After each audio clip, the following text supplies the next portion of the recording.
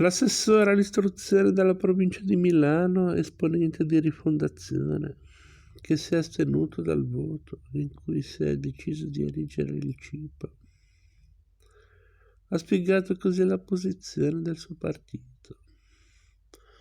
Non intendiamo negare la validità di un percorso di pacificazione, ma poniamo per rispetto della storia della città di Milano e dei suoi cittadini l'esigenza di una contestualizzazione storica tale per cui deve essere parimenti riconosciuta e valorizzata la figura di vittima innocente di Giuseppe Pinelli.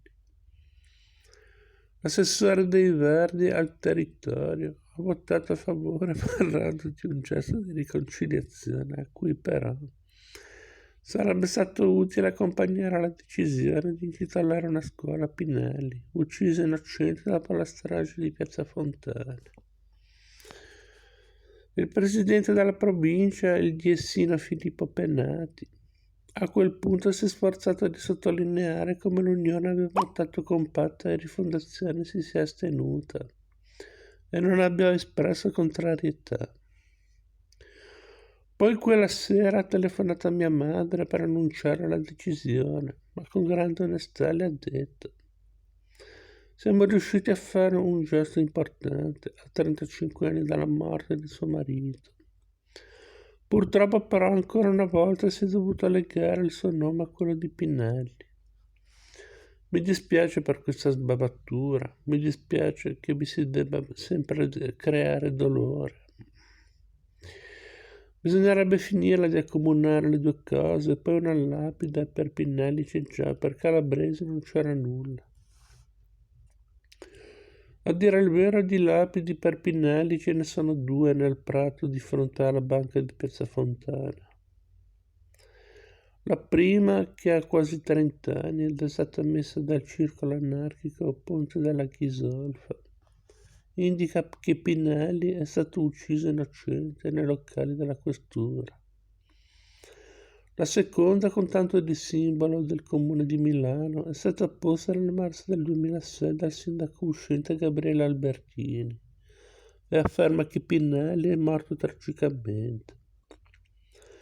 La lapide del comune sostituì per alcuni giorni quella anarchica, che contro le verità giudiziarie accertate parla di un omicidio, ma dopo un coro di accuse al sindaco revisionista che vuole riscrivere la storia.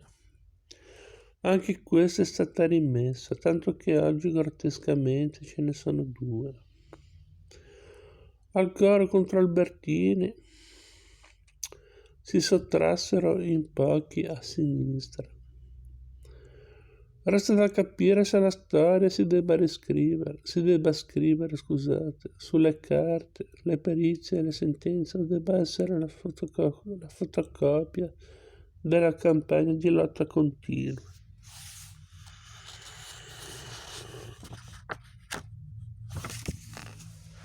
Capitolo 6. L'intervista.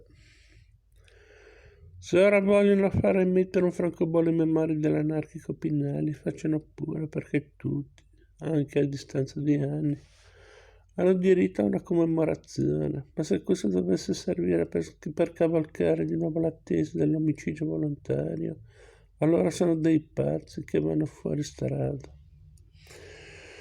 Perché sarebbe come uccidere una seconda volta il commissario Calabresi, il quale tra l'altro non era neanche presente nella stanza della questura da cui cadde Pinelli. Attenzione. Parte così sul Corriere della Sera un'intervista, di una pagina al senatore dell'Ulivo Gerardo D'Ambrosio, il giudice istruttore che indagò insieme ai PM Luigi Fiasconaro ed Emilia Alessandrini su Piazza Fontana e sulla morte di Pinelli. È il 18 dicembre 2006, leggo e mi si apre il cuore. Qualcuno che ha il coraggio, ma soprattutto la voglia e la pazienza di smontare quei teoremi che vengono riproposti da decenni.